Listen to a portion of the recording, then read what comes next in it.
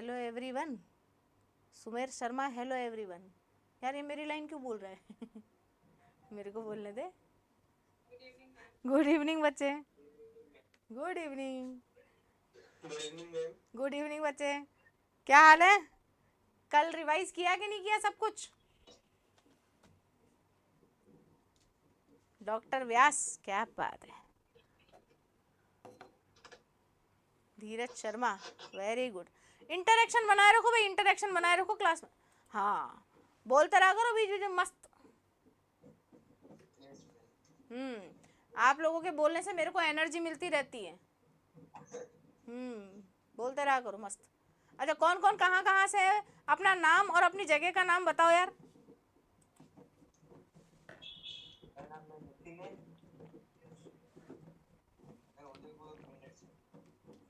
क्या बात है। और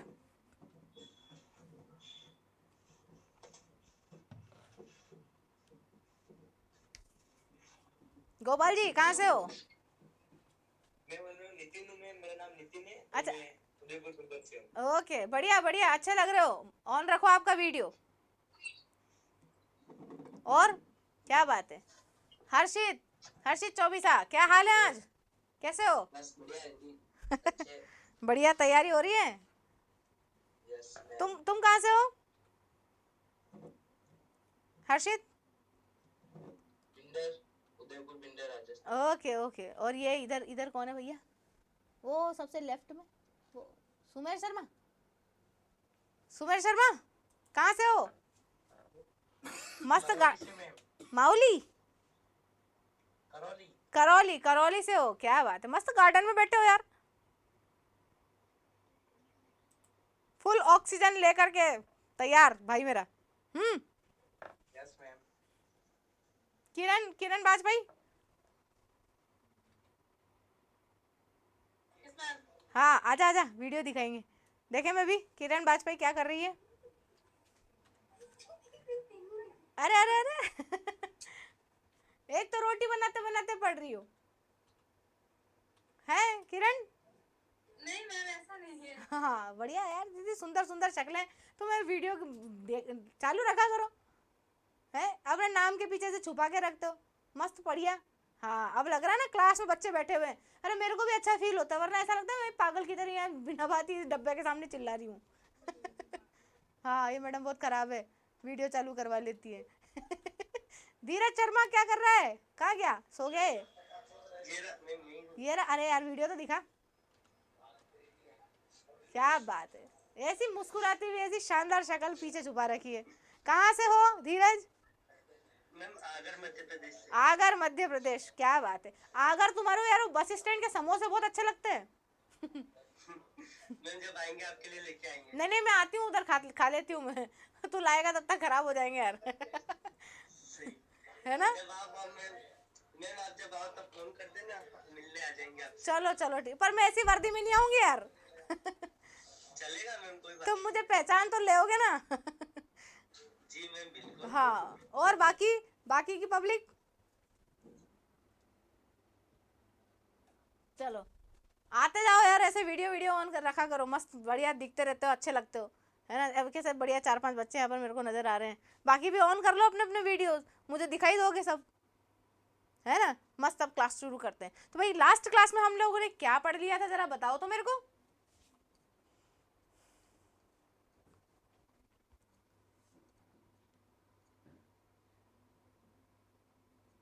ढूंढ रही है किरण, ढूंढ रही है क्या पढ़ाया था।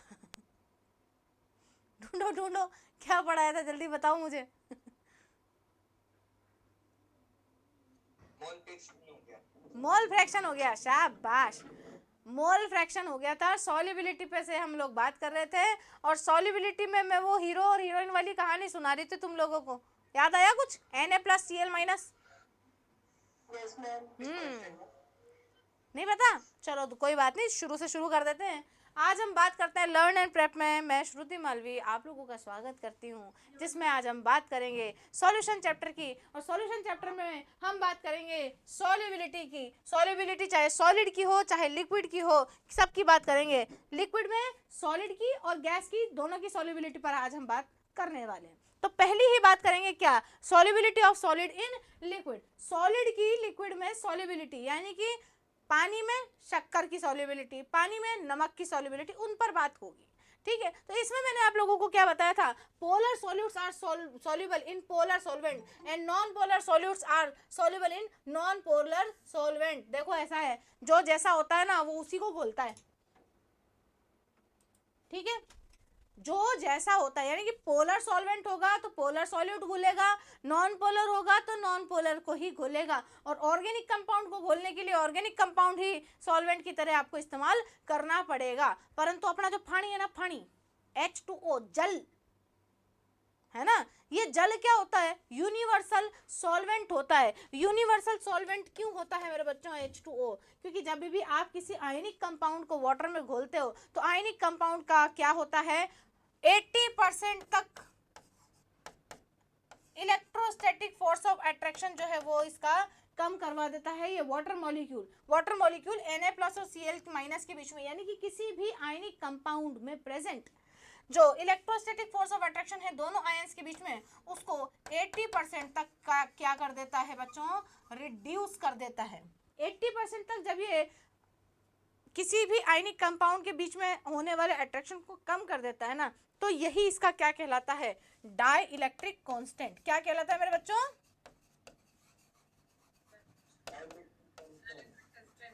कितना होता है वाटर का, 80। अच्छा, कई बुक्स में 80.1 भी दे रखा है, 80.2 भी दे रखा है, गोली मारो अपना तो 80। मैंने कहा था ना केमिस्ट्री की क्लास पढ़ते टाइम एक गट्टा साथ में रखा करो, गोली मारते रहा करो, या 0.1 को भी गोली मारो। 80 is the dielectric constant of पानी।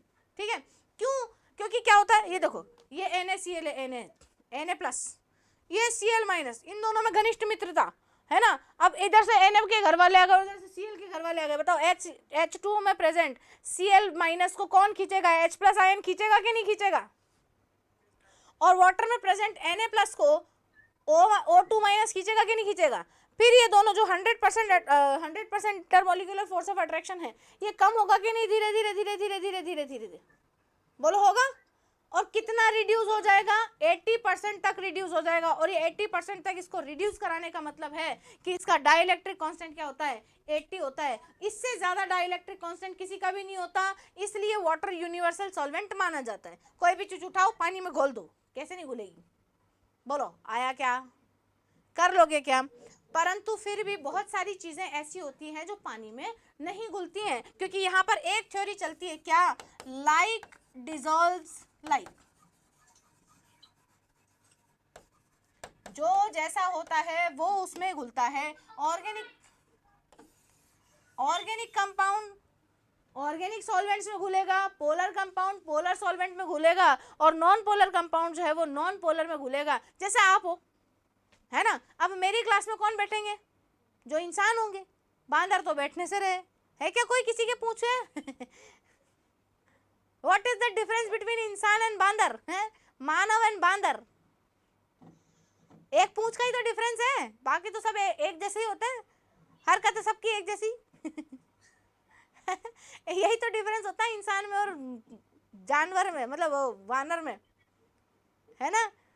तो कोई पूंछ वाला तो नहीं बैठा ना, क्यों, क्योंकि पूंछ वाले को मैं पसंद ही नहीं आऊंगी, मेरी क्लास पसंद नहीं आएगी, उसको कुछ समझ में नहीं आएगा। तो लाइक डिसॉल्व्स लाइक, सीधी सी बात है। मैं सॉल्वेंट हूं और तुम सब क्या हो, मेरे सॉल्यूट्स हो, बोलो हो क्या नहीं हो।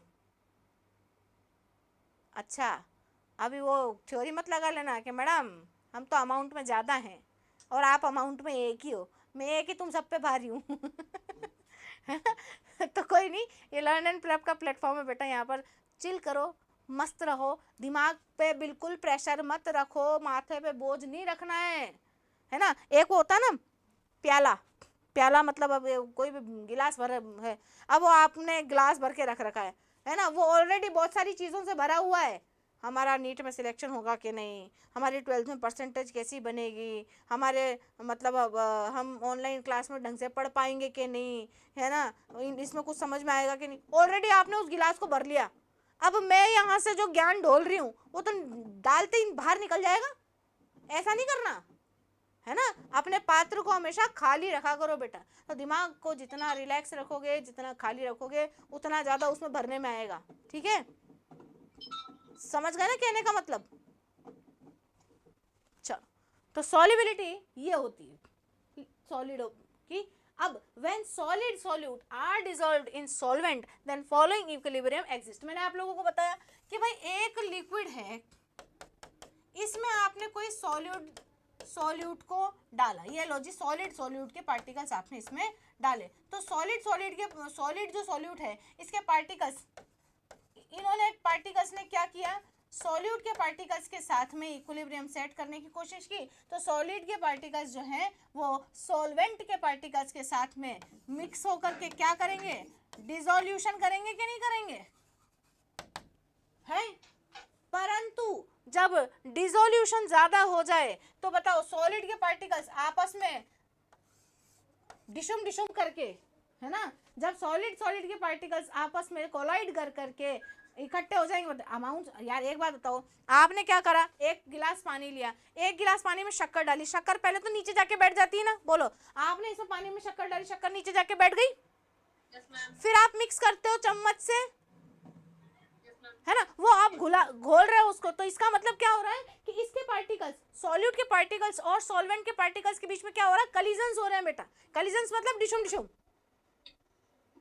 है ना, कलिजन्स हो रहे हैं। तो सॉल्यूट के पार्टिकल्स सॉल्वेंट के पार्टिकल्स के साथ में मिक्स हो जा रहे हैं, है ना। मिक्स होने को क्या बोल रहे हो आप, डिसोल्यूशन बोल रहे हो, डिसोल्यूशन बोल रहे हो। पर क्या हो रहा है, जब बहुत सारी शक्कर हो गई तो सॉल्यूट के पार्टिकल्स जो हैं वो ज्यादा हो गए हैं, यानी कि एक सैचुरेटेड सॉल्यूशन बन गया है। अब उसके बाद सॉल्यूट के पार्टिकल्स इसमें घुलना जो है वो बंद हो जाएंगे। तो फिर आप जब और सॉल्यूट डालोगे ना तो फिर क्या होगा, सॉल्यूट के पार्टिकल्स सॉल्वेंट के पार्टिकल्स के साथ साथ सॉल्यूट के पार्टिकल्स के साथ भी डिशुम डिशुम लग जाएंगे, है ना। और वो डिशुम डिशुम की वजह से क्या होगा, वो सॉल्यूट पार्टिकल्स जो है वो नीचे जाकर के जमने लग जाएंगे। तो ये जो प्रोसेस है ये क्या कहलाता है बेटा, क्रिस्टलाइजेशन। क्या कहलाता है, क्रिस्टलाइजेशन कहलाता है। तो जब सॉल्यूट और सॉल्वेंट का डिसोल्यूशन होता है तो सॉल्यूशन बनता है, परंतु जब सॉल्यूशन में डिशुम डिशुम होती है तो क्रिस्टलाइजेशन होता है और सॉलिड और सॉल्वेंट अलग अलग हो जाते हैं। बोलिए, इतनी बात समझ में आ गई क्या, आ गई। आगे चले, आगे चलो। अगली बात ये बोल रहा है कि भाई solubility of solids are affected by temperature and pressure according to, बताओ तो ये कौन है, ये पढ़ के बताओ ये कौन है।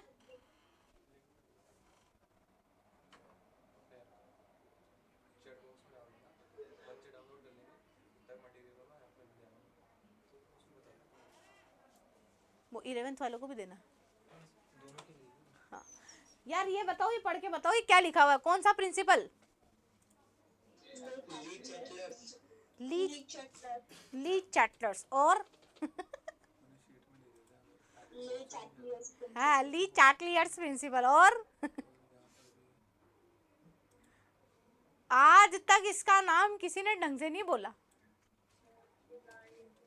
हाँ ली शैटलर्स, हाँ वैसे तो इसको क्या बोलते हैं, ली शैटलियर्स प्रिंसिपल बोलते हैं।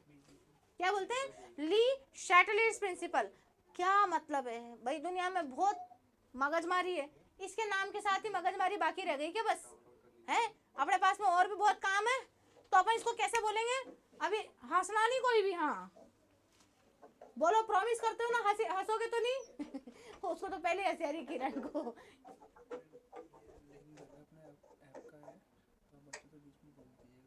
क्या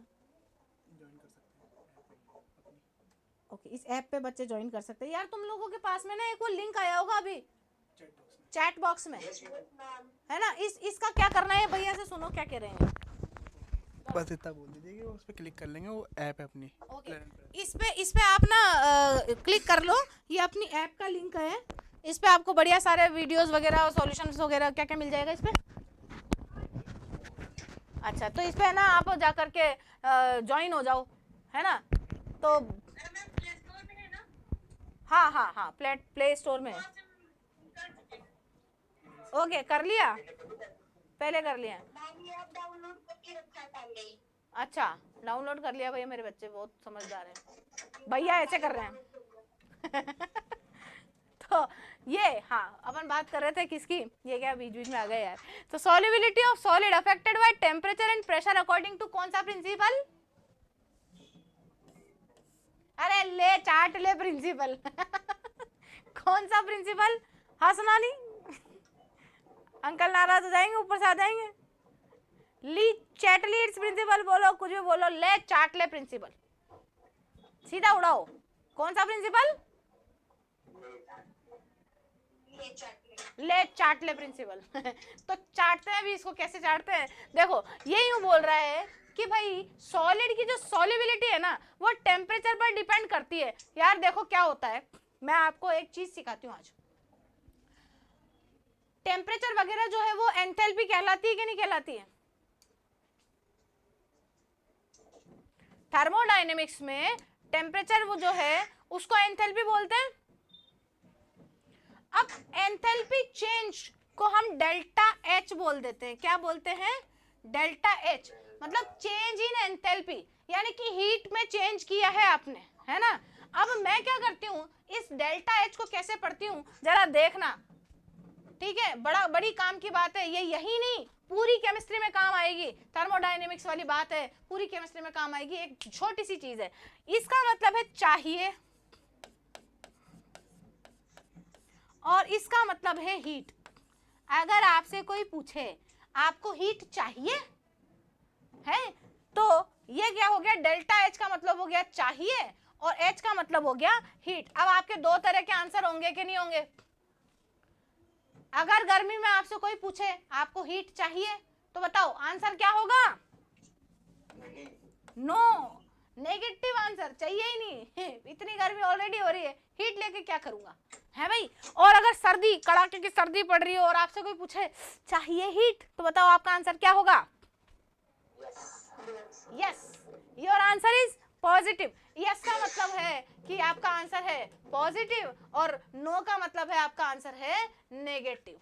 बोलिए, इतनी बात समझ में आ गई क्या? अब इसका मतलब क्या हुआ, जब डेल्टा एच की वैल्यू पॉजिटिव है तो इसका मतलब आन दो हीट। आ रही बात समझ में?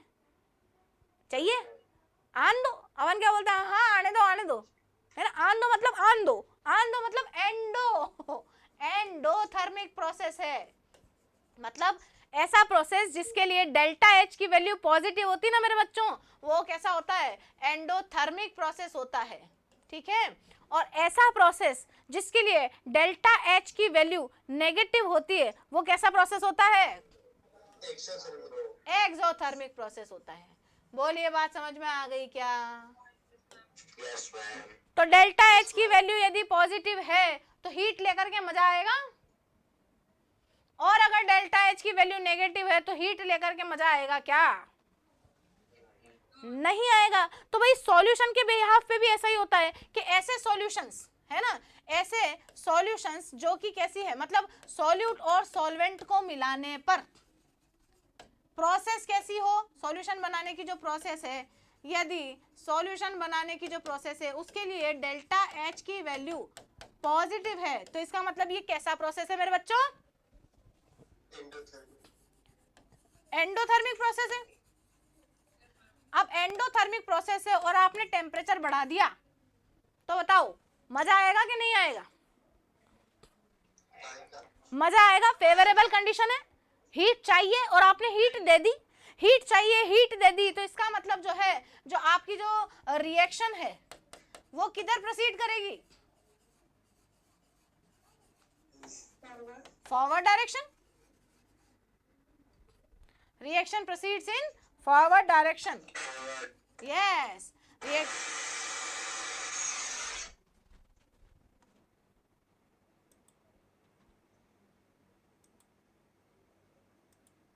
रिएक्शन कहाँ जाएगी बेटा? फॉरवर्ड डायरेक्शन में जाएगी, यानी कि सॉल्यूशन जो है वो ज्यादा बनेगा, है ना।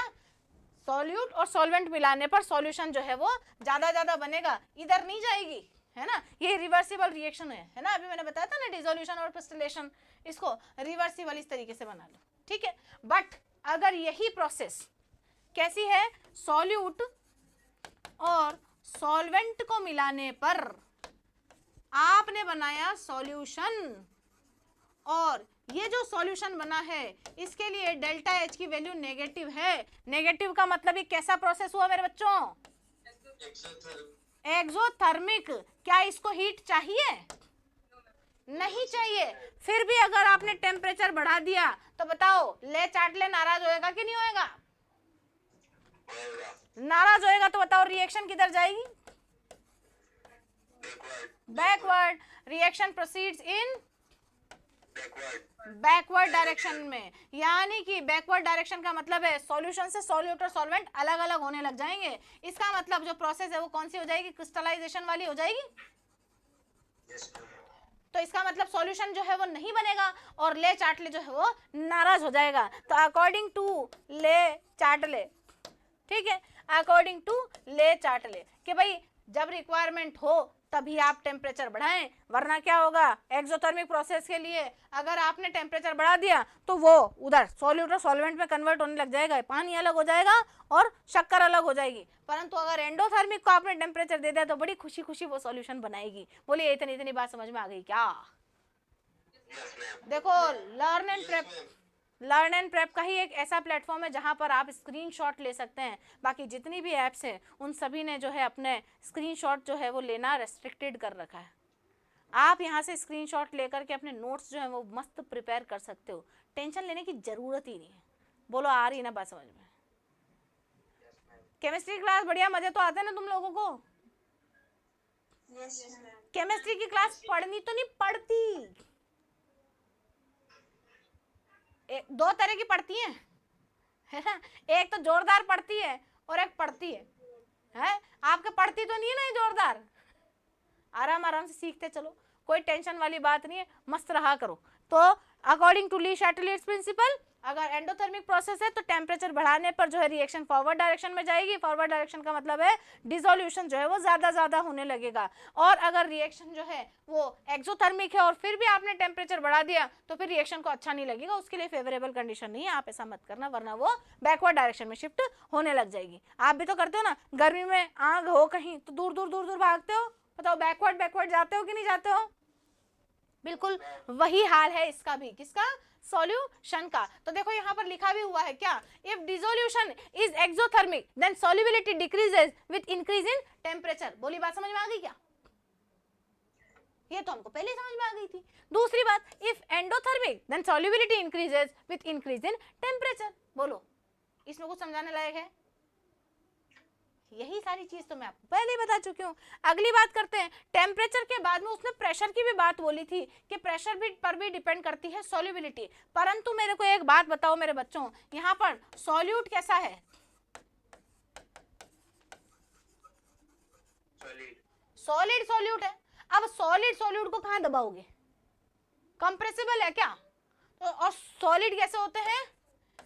इनकम्प्रेसिबल। इनकम्प्रेसिबल है तो दबेंगे क्या? कितना ही प्रेशर लगा लो नहीं दब रही है, नहीं दब रहे तो प्रेशर का कोई इफेक्ट नहीं पड़ेगा। तो देखो लिखा भी हुआ है, solubility of solids is not affected by pressure significantly since solids are highly incompressible. बोलो बात समझ में आई क्या? आई वेरी गुड, क्या बात है। हाँ चलो ऐसे समझते चलो यार, मस्त मजा आता रहता है। अगली बात करते हैं, ये लो जी, transition temperature of Glauber salt. देखो मैंने अभी आपको बोला कि अगर रिएक्शन एंडोथर्मिक है तो टेम्परेचर बढ़ाने पर सॉल्युबिलिटी बढ़ेगी, और रिएक्शन एक्सोथर्मिक है तो टेम्परेचर बढ़ाने पर क्या होगा बच्चों? रिएक्शन रिवर्स डायरेक्शन में होगी। अरे सॉल्युबिलिटी बढ़ेगी कम होगी? कम होगी। सॉल्युबिलिटी कम हो जाएगी। परंतु यहाँ पर ये जो ग्लोबल सॉल्ट है ना, हाँ ग्लोबल, पहले तो इसको सही साट पढ़ना भाई, इधर उधर मत कर देना। ये क्या है? ग्लोबल सॉल्ट है, ग्लोबल सॉल्ट। इसको ये ल पढ़ना जरूरी है वो, वरना वो गुड़ गोबर हो जाएगा सारा। हाँ ग्लोबल सॉल्ट जो है इसके लिए एक ट्रांजिशन टेम्परेचर होता है 32.4 डिग्रीज सेल्सियस। ये इसका ट्रांजिशन टेम्परेचर होता है। अब ये ट्रांजिशन टेम्परेचर क्या बला है? एक सिर्फ इसका ही एग्जाम्पल क्यों लिया है, क्योंकि कई बार क्वेश्चन आप लोगों से घुमा दिया जाता है, यार आप लोगों को एंडोथर्मिक बोल देंगे, एक्सोथर्मिक बोल देंगे, टेम्परेचर बढ़ाओ, ले चाट ले याद करो और मैडम को याद करके आंसर टिकाओ, है ना। परंतु क्या होता है, ये ग्लोबल सॉल्ट है, ये सब गुड़ गोबर कर देता है, जैसा इसका नाम है वैसे ये काम कर देता है, दुष्ट, है ना। ग्लोबल सॉल्ट क्या करता है कि आप ग्लोबल सॉल्ट लो, पानी में मिलाओ, ठीक है, आप टेम्परेचर बढ़ाओगे, मतलब ग्लोबल सॉल्ट, ढंग से पढ़ना है, बहुत खतरनाक आदमी क्वेश्चन गलत करवाता है। इसका आपने एक्वा सॉल्यूशन बनाना है तो ये लो जी, आपने बनाया सॉल्यूशन, है ना। आपने क्या करा, टेम्परेचर बढ़ाना चालू करा, जैसे जैसे आपने टेम्परेचर बढ़ाना चालू करा तो बताओ इसकी जो है सॉल्युबिलिटी बढ़ती गई, सॉल्युबिलिटी बढ़ गई, तो इसका मतलब प्रोसेस कैसी है, एक्सोथर्मिक है या एंडोथर्मिक है। देखो ऐसे समझो, ग्लोबल सॉल्ट से पूछा तेरे को टेम्परेचर चाहिए, तेरे को हीट चाहिए, तो इसने बोला हाँ हाँ चाहिए चाहिए चाहिए, तो आपने टेम्परेचर बढ़ा दिया तो इसकी सॉल्युबिलिटी बढ़ गई, तो इसका मतलब इसके लिए डेल्टा एच की वैल्यू कैसी आई, बताओ प्लस आई कि नहीं आई। तो प्लस आते ही आपने बोला कि भाई हाँ टेम्परेचर बढ़ा दो, मेरी सॉल्युबिलिटी में बढ़ा लूंगा। बाद में जैसे ही टेम्परेचर आपने कहाँ तक लेके गए, जैसे ही टेम्परेचर आपका हुआ 32.4 डिग्री सेल्सियस, इस टेम्परेचर से जैसे ही टेम्परेचर आपने राइज किया अबव,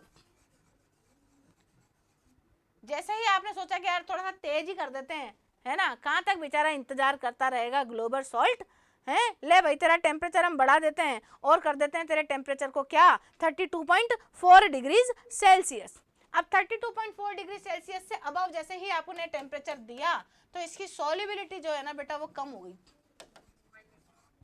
सॉल्युबिलिटी कम हो गई। इसका मतलब 32 डिग्री सेल्सियस के ऊपर ये कैसा हो गया, डेल्टा एच। इसने बोला यार अब नहीं चाहिए, बहुत ज्यादा टेम्परेचर दे दिया तुमने, गर्मी लगने लगी मेरे को।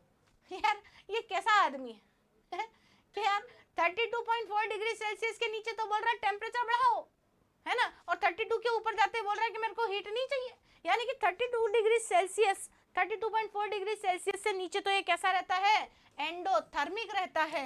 यानी कि इसकी जो प्रोसेस होती है सॉल्यूशन की वो कैसी होती है मेरे बच्चों, एंडोथर्मिक होती है। बट जैसे 32 डिग्री सेल्सियस के ऊपर टेम्परेचर चला जाता है तो ये कैसा हो जाता है, एक्सोथर्मिक हो जाता है, ठीक है। तो 32 degree Celsius, 32.4 degree Celsius is the transition temperature of Glauber salt.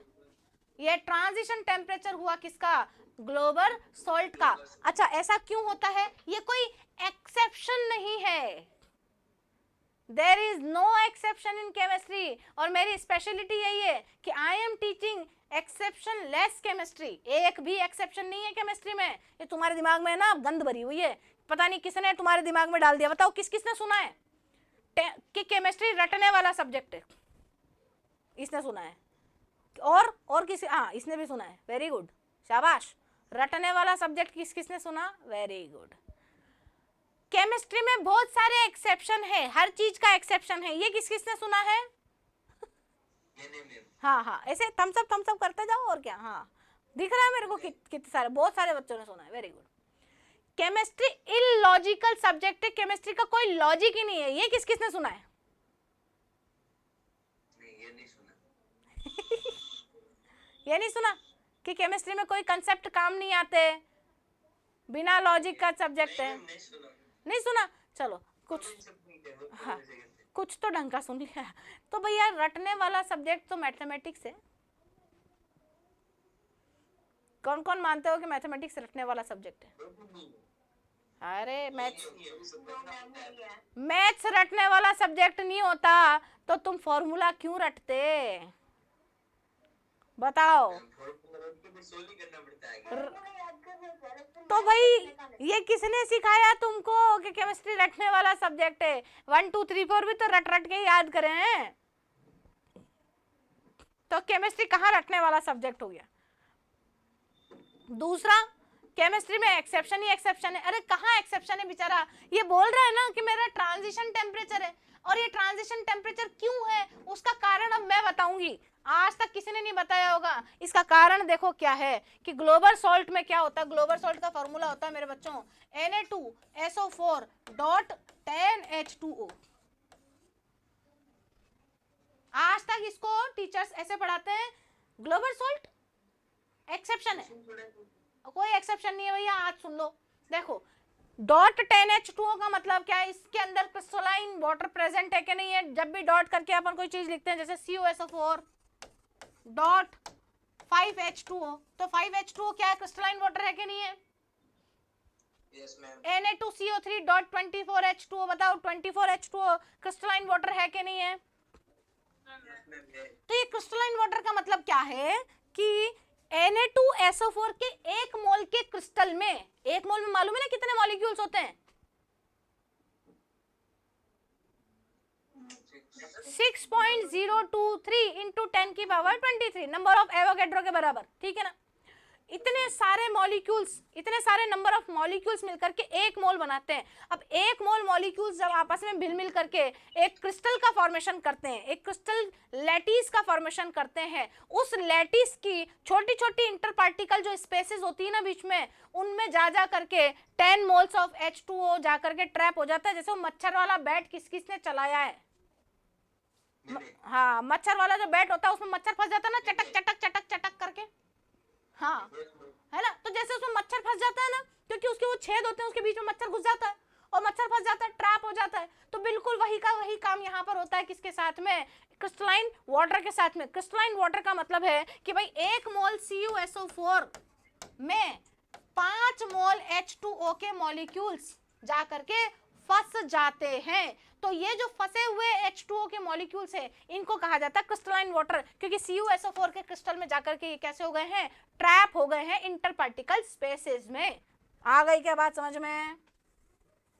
Yes ma'am. अब यहाँ पर क्या हो रहा है, 10H2O यहाँ पर प्रेजेंट है किसमें, Na2SO4 में। यही कौन है आपका global salt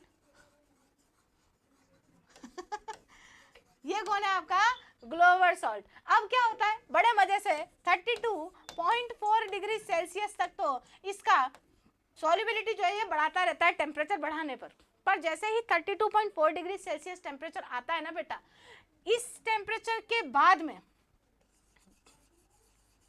about 32.4 degree Celsius temperature, ये जो क्रिस्टल है ना Na2SO4 का, ये टूटना शुरू हो जाता है। क्रिस्टल की भी क्या होती है, लैटिस एंथैल्पी होती है ना। लैटिस एंथैल्पी क्या होती है, 1 मोल क्रिस्टल को उसके कंस्टिट्यूएंट आयन से मिलकर के बनाने के दौरान निकलने वाली एनर्जी क्या होती है, लैटिस एनर्जी होती है। बोलो यही होती है। बहुत सारे बच्चों को अभी नहीं आ रही होगी बात समझ में। अरे यार आपको बनाना है क्या, मोतीचूर का लड्डू, कितना बनाना है, 1 मोल बनाना है। अब 1 मोल बनाना है यानी कि 6.023 इंटू 10 की पावर 23 मॉलिक्यूल्स लेकर के उनको जोड़ जाड़ के लड्डू बनाना है। उस दौरान जो एनर्जी निकलेगी वही क्या है, लैटिस एनर्जी। बोलो बात समझ में आ गई होगी अब, है ना। तो ये जो लैटिस एनर्जी है, इसकी लैटिस एनर्जी कितनी होती है, 32.4 डिग्री सेल्सियस। अच्छा, उसको तोड़ने के दौरान भी उतनी एनर्जी देनी पड़ती है ना। आपने जो लड्डू बनाया ना, लैटिस एनर्जी निकाल करके देखो, हमेशा याद रखना, जब केमिस्ट्री में 2 चीजें जुड़ती हैं तो एनर्जी निकलती है। देखो आवाज निकली, ये हाथ और ये हाथ जब एक दूसरे से जुड़ेगा, बॉन्ड बनाएगा, तो एनर्जी निकलेगी। बॉन्ड जितना पक्का बनना है ना, उतनी जोर से आवाज आएगी। मतलब जितनी ज्यादा एनर्जी निकल रही है, बॉन्ड उतना पक्का है। अब यार इस बॉन्ड को तोड़ने के लिए भी तो इतनी एनर्जी लगेगी, है ना। तो केमिस्ट्री में 2 चीजों को जोड़ने के दौरान एनर्जी निकलती है, और 2 चीजें अलग करनी हो तो तोड़नी पड़ती है, क्योंकि केमिस्ट्री का जोड़ कैसा है, फेविकॉल से भी पक्का वाला जोड़ है ना। ऐसे थोड़ी कि भाई 2 चीजें ऐसे चुंबक लगी हुई है, हटा दो, यूं जोड़ दो ना जी। बॉन्ड बनेगा तो पक्का बॉन्ड बनेगा, और टूटेगा तो एनर्जी देनी पड़ेगी, है ना। अगर उतनी एनर्जी नहीं दी तो बॉन्ड नहीं टूटेगा, ठीक है। तो स्पेसिफाइड एनर्जी आपकी रिक्वायरमेंट यहाँ पर होती है। तो 32.4 डिग्री सेल्सियस के बाद जब आप टेम्परेचर देते हो तो क्या होता है, इसका क्रिस्टल जो है वो टूट जाता है ना। Na2SO4 का क्रिस्टल जो है वो टूट जाता है। अब जब ये क्रिस्टल टूट रहा है तो बताओ इसके अंदर जो पानी प्रेजेंट है वो भी तो निकलेगा ना। बताओ नारियल फूटता है तो पानी निकलता है कि नहीं? अब पानी निकल के कहाँ जा रहा है? पानी में जा रहा है, क्योंकि इसको अपन ने काय में घोला था? वाटर में घोला था। अब ये जो क्रिस्टलाइन वाटर है ये निकल करके कहाँ चला जाएगा? सॉल्वेंट का पार्ट हो जाएगा कि नहीं? अब अगर सॉल्वेंट का पार्ट हो जाएगा तो बताओ इसकी सॉल्युबिलिटी कम हो जाएगी कि नहीं? तो ये कारण है कि 32.4 डिग्री सेल्सियस के अबव यदि आप टेम्परेचर देते हो, अबव 32.4 डिग्री सेल्सियस, क्रिस्टलाइन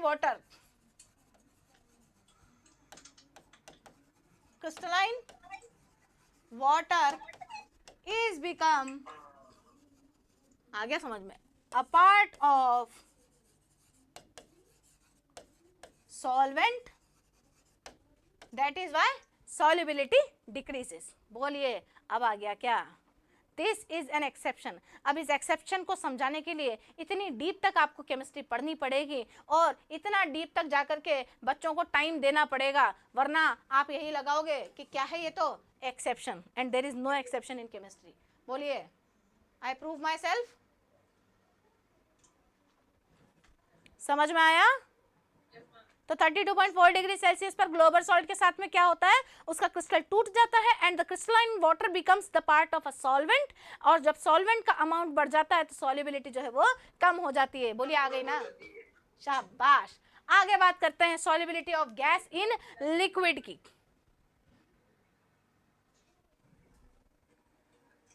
समझ में तो आ रहा है ना यार? हाँ हाँ हाँ, बस बस बताते रहा करो, और मेरे को क्या कंफ्यूजन हो जाता है कि मैं अकेली बोल रही हूँ। तो अब बात करते हैं सॉल्युबिलिटी ऑफ गैस की लिक्विड में। अब solubility of gas is liquid affected by pressure, temperature, increasing pressure increase solubility and increase in temperature decrease solubility. देखो भाई, प्रेशर जितना बढ़ाओगे आपकी जो सॉल्युबिलिटी है गैस की वाटर में या गैस की लिक्विड में वो बढ़ जाएगी, और टेम्परेचर बढ़ाओगे तो कम हो जाएगी। टेम्परेचर बढ़ाओगे तो कम हो जाएगी। ठीक है यार, ये तो अपने को भी मालूम था। बोलो था कि नहीं था? कोल्ड ड्रिंक किस किसने पी है? ऐसे करके थम्स अप करके निकाल दो। थम्स अप मतलब कोल्ड ड्रिंक के ब्रांड की बात नहीं कर रही हूँ मैं। हाँ, सबने पिया ना कोल्ड ड्रिंक?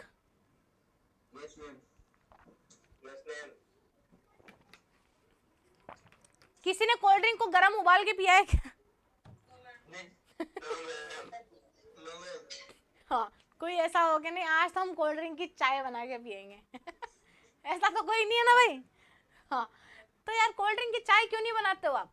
क्योंकि कोल्ड ड्रिंक क्या है? एक लिक्विड है। अच्छा, आपने वो डिस्कवरी चैनल पे आजकल वो फूड फैक्ट्री आता है एक प्रोग्राम, यार तुमने पहले तो बताओ, तुमने टीवी देखना चालू करा कि नहीं करा?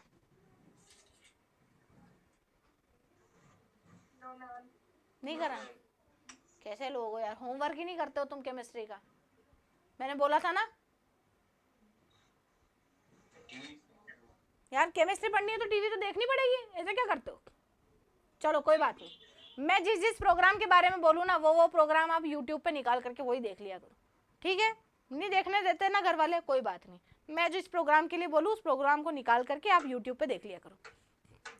यूट्यूब पे एक आती है फूड फैक्ट्री, है ना, food factory manufacturing of cold drink, वो निकाल के देखना, आज ही देखना। और मम्मी मना करे ना तो मेरा नाम ले देना मम्मी से, मेरी बात करा देना मम्मी से कि मैडम ने बोला है, होमवर्क है ये। हाँ, पर उसके अलावा कुछ मत देखना, एक तो मम्मी मेरे को पीटने आ जाए। ऐसे काम मत करना यार, है? तो डॉक्टर बनने के बाद पता लग रहा है मेरी हड्डियां टूट जाए, तुमको ही जोड़नी पड़ेंगी फिर। ऐसे काम मत करना, है ना। तो भाई कोल्ड ड्रिंक जब बनती है क्या,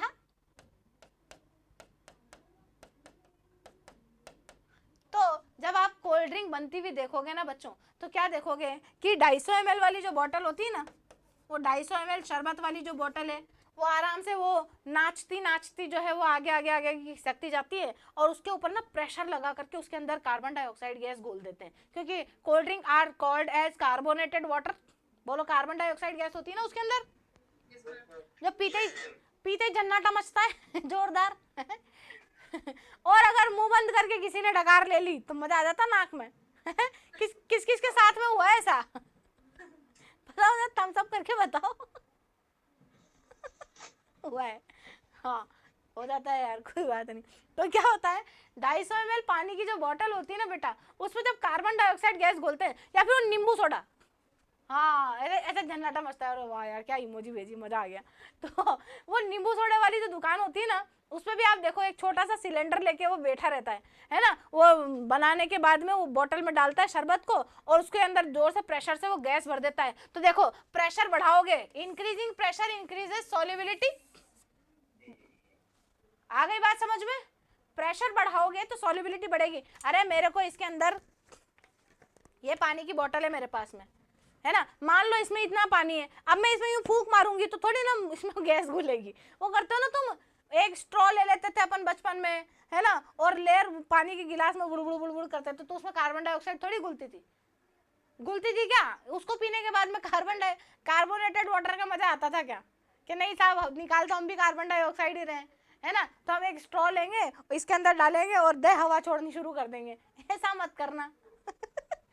किस किस ने करा है वैसे ऐसे पानी की स्ट्रॉ के साथ फ्रूटी की? हाँ हाँ, बड़ा मजा आता था। तो हाँ, ऐसे कार्बन डाइऑक्साइड वाली गैस जो है ना, वो पानी में नहीं घुलती यार। छोड़, तो हम भी एक्सेल, तो हम भी CO2 ही कर रहे हैं ना। है ना, अब वो CO2 उसमें क्यों नहीं घुल रही? क्योंकि प्रेशर नहीं लग रहा वहां, है ना। प्रेशर बढ़ाने पर क्या होगा बेटा, सॉल्युबिलिटी जो है वो बढ़ेगी। किसकी? गैस की सॉल्यूशन में या गैस की लिक्विड में। बोलो बात समझ में आ गई? दूसरी बात, टेम्परेचर बढ़ाओगे तो बताओ गैस तो सबसे पहले भागेगी। अभी गर्मियों का मौसम चल रहा है, गर्मी के मौसम में बहुत सारे लोगों को सांस लेने में प्रॉब्लम हो जाती है, होती है कि नहीं होती है? तो ठंडा ही ढूंढते हैं बेचारे, ढूंढते हैं ना। अरे तुम डॉक्टर बनने वाले हो, है, जैसे जैसे टेम्परेचर बढ़ेगा बताओ गैसेस जो है वो ऊपर चली जाएंगी, हाई एल्टीट्यूड्स की तरफ, हाई एल्टीट्यूड्स की तरफ जाएंगी, तो नीचे जो लोअर रीजन है वहां पर गैसेस की जो है कमी हो जाती है, तो लोगों को सांस लेने में प्रॉब्लम हो जाती है। सांस लेने में प्रॉब्लम हो जाती है तो इसका मतलब सॉल्युबिलिटी जो गैस की है वो टेम्परेचर बढ़ाने पर कम हो रही है। नहीं तो आज ही लाओ एक थम्स अप की बोतल लेके आओ, पहले तो इधर थम्स अप दो और उधर वहां से थम्स अप की बोतल ले आओ, किसी भी कार्बोनेटेड ड्रिंक की वाटर लाओ, उसका पानी उबाल दो आप और फिर उसको पी के देखो, मजा आएगा क्या? नहीं आएगा, क्योंकि टेम्परेचर बढ़ाने पर increase in temperature decreases solubility. बोलिए बात समझ में आ गई क्या? बहुत बढ़िया। आज के बाद भूलोगे तो नहीं? हाँ, नो भूलेंगे। तो अब इस बात को प्रूव करने के लिए एक अंकल आए थे, जिनका नाम क्या था? Henry uncle. हाँ, तो इन्होंने एक लॉ दिया था।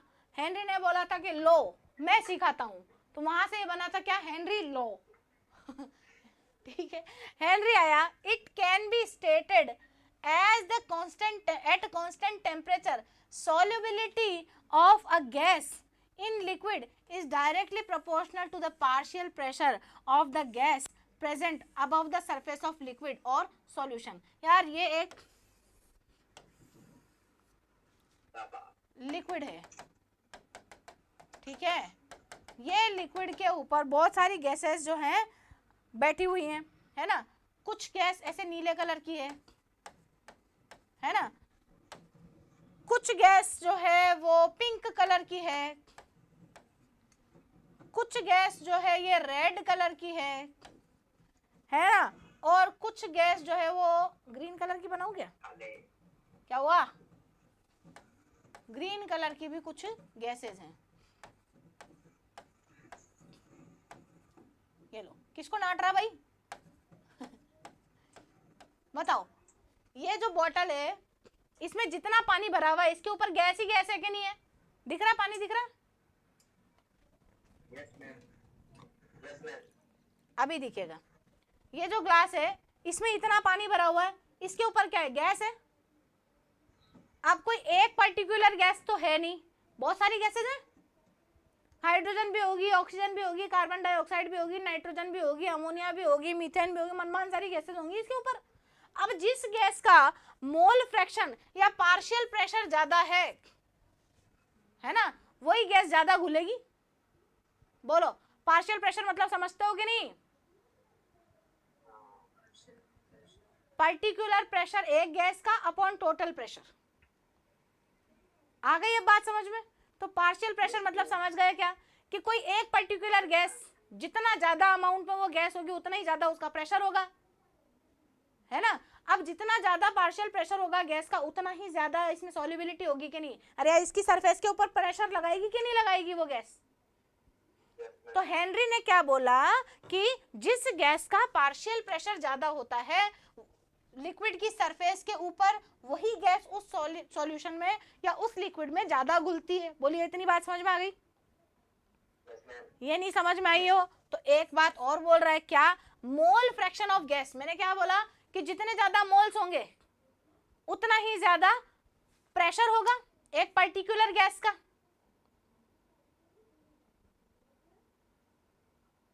जितने नंबर ऑफ पार्टिकल्स ज्यादा होंगे वो उतना ही तो प्रेशर लगाएंगे।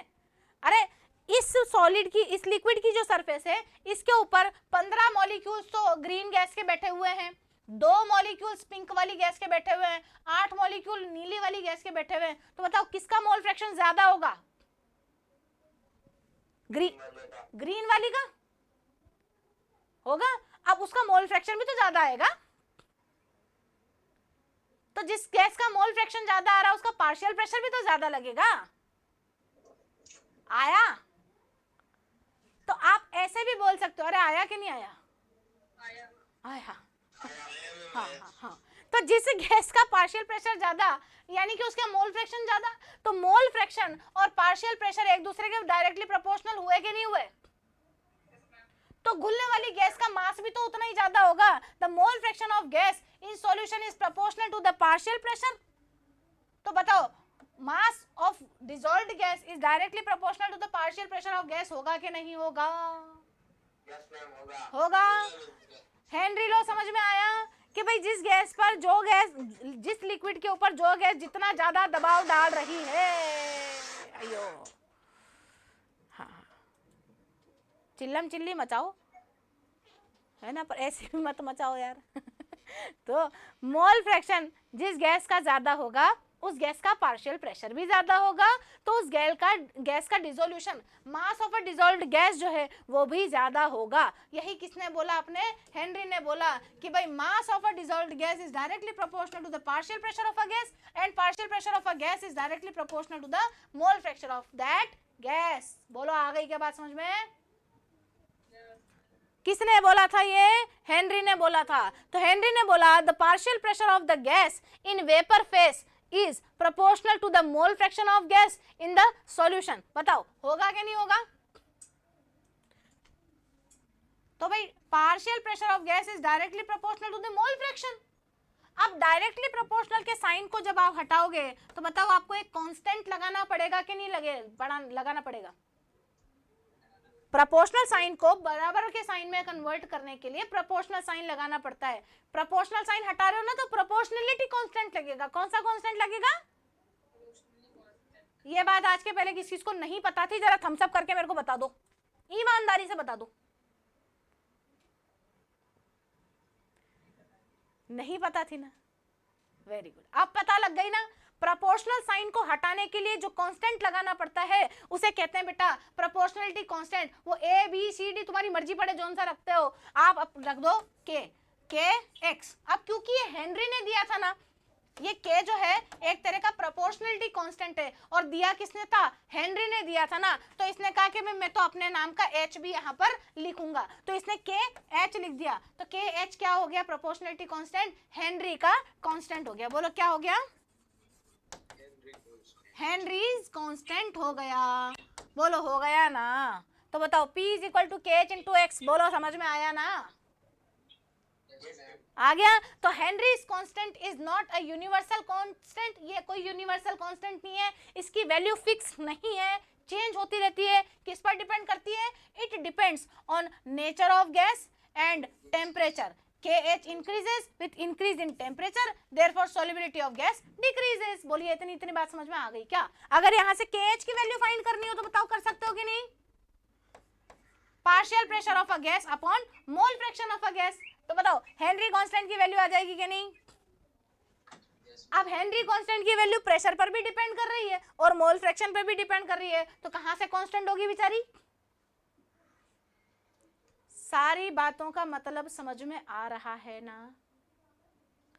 अरे ऐसा कौन टीचर होएगा यार तुम्हारे को जो ऐसे इतना लेवल छोटा लेवल पे जाकर के पढ़ाएगा? वो कोई पढ़ाता है क्या जो समझता है कि आपको तो सब आता है? सब आता है तो तुम क्या कर रहे हो यहाँ? सही है ना? ले लो जल्दी से स्क्रीनशॉट। अगली बात, अच्छा अब ये एक क्वेश्चन है, हेनरी ने अपना कांस्टेंट दे दिया, फॉर्मूला आ गया तो फॉर्मूला आ गया तो क्वेश्चन भी आएगा, है ना? तो क्वेश्चन क्या है? एट 25 डिग्री सेल्सियस टेम्परेचर, अच्छी बात है, if partial pressure of gas, partial pressure यानी कि पी दिया हुआ है भाई, कितना दिया हुआ है? 200 टॉर।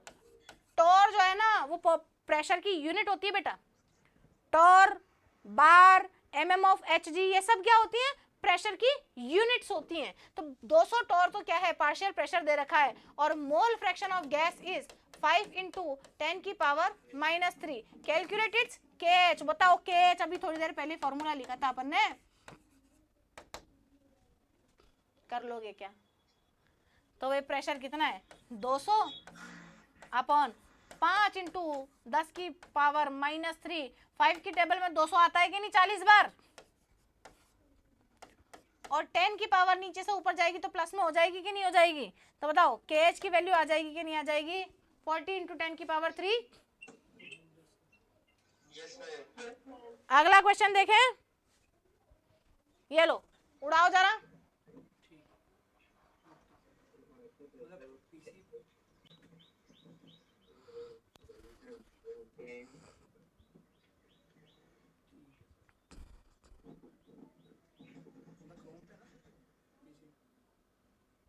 अब देखो दो दो गैसेस है, दो दो मोल फ्रैक्शन है और दो दो पार्शियल प्रेशर है, बोलो है ना? If partial pressure of ethane, ethane का पार्शियल प्रेशर दे रखा है कितना?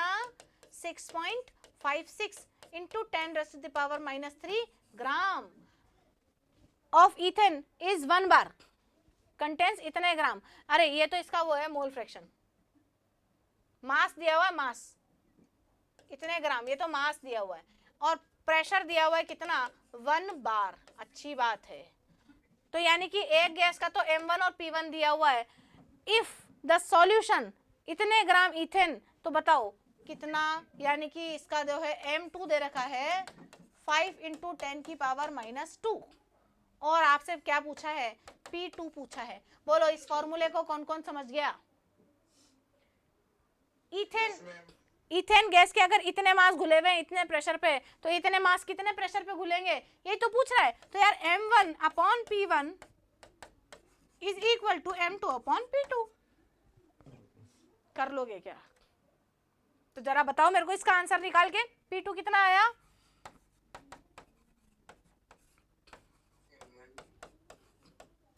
M2 की वैल्यू है 5 × 10⁻², गलत तो नहीं कर दिया?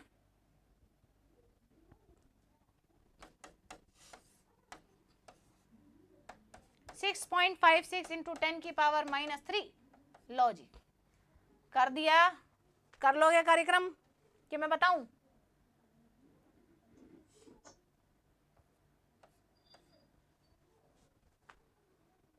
कैलकुलेशन ही तो है, अब डरते क्यों हो? ये 5 पहले तो क्या करा करो, ये कैलकुलेशन जब ऐसे करो ना, तो मैं थोड़ा सा इसको ना ऊपर लिख देती हूँ, यहाँ है ना, इसको मैं यहाँ लिख देती हूँ सॉल्व करने के लिए। 5 × 10⁻² है ना, ये नीचे 6.56 ही रहने दो, ये मल्टीप्लाई करोगे 5 × 10⁻² बचेगा, ये -3 ऊपर जाएगा तो बताओ प्लस में हो जाएगा ना? तो बताओ ये ऊपर 50 हो जाएगा और नीचे 6.56 रह जाएगा ना? अब ये पॉइंट हटाओगे तो बताओ ऊपर 2 जीरो लगाओगे ना? इसके बाद छोटे बच्चे बन जाओगे ना? अब कर लोगे? बोलो 656 की टेबल किस किस को आती है, जरा थम्स अप करके बता दो तो। अब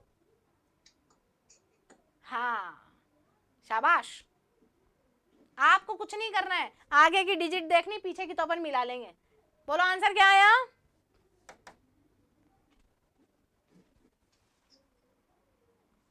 जल्दी बताओ आंसर क्या आया बच्चों? 6 8 46 होता है ना यार, तो 8.36 आंसर आएगा आपका, 8.3 समथिंग में आपका आंसर आएगा जब आप इस तरीके से सॉल्व करेंगे। ठीक है, कर लेंगे क्या?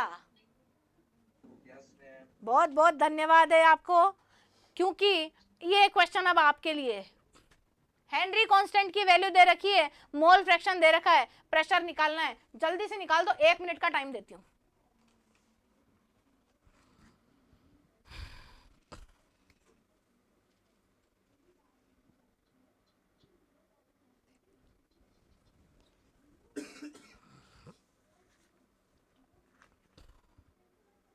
बोलो 173.95 इंटू 10 की पावर -3 आ गया क्या? हाँ।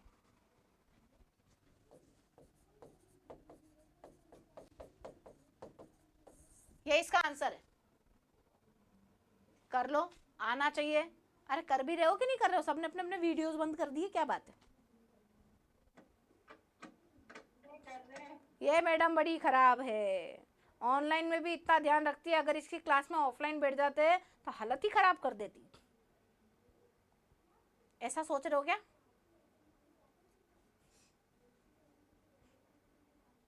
कोई नहीं बोल रहा, अच्छा नहीं लगा ऐसे?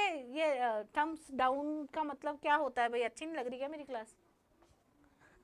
क्लास अच्छी है ये नहीं सोच रहे। हाँ, क्लास अच्छी है नहीं सोच रहे, ऐसे मत किया करो यार, मैं तो डिमोरलाइज हो जाती हूँ। ये वाला आंसर आपका आना चाहिए। हाँ, ये सही है, थम्स अप करके रखा करो, अंगूठा हमेशा ऊपर, मजा आना चाहिए। तो अरे यार कुछ नहीं दे रखा है आपको, मोल फ्रैक्शन दे रखा है सीधा सीधा 1.2 इंटू 10 की पावर -6, और क्या दे रखा है? हेनरी कांस्टेंट KH की वैल्यू दे रखी है कितनी? 144.96।